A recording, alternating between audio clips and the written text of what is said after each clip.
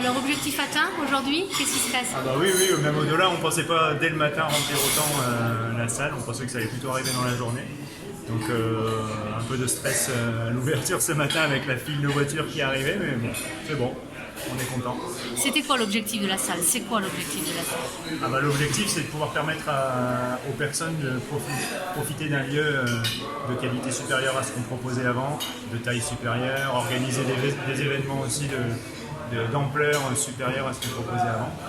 Avant, on était un peu étriqué dans une salle au niveau départemental, on va dire. Là, on a quelque chose d'ampleur de niveau national qui peut correspondre un peu à des structures que les gens peuvent retrouver dans des grandes villes comme Bordeaux, comme Toulouse. Donc là, la salle, elle va rayonner vraiment dans le sud-ouest de manière un peu plus importante. Alors, il y a une clientèle pour du bloc, alors qu'on a les Pyrénées à côté, on peut s'encorder, etc. Mais il y a vraiment une clientèle.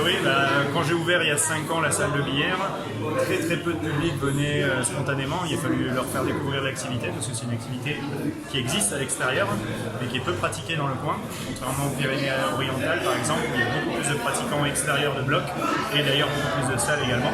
C'est similaire, c'est parallèle. Plus il y a de pratiquants extérieurs, plus il y a de pratiquants intérieurs.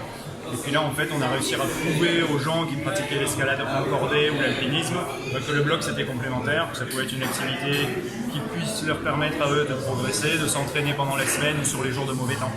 Et Paris est réussi, puisque maintenant même les guides, les moniteurs d'escalade, ceux qui pratiquaient quasiment exclusivement à l'extérieur sur les montagnes, viennent maintenant à la salle pour pouvoir s'entraîner.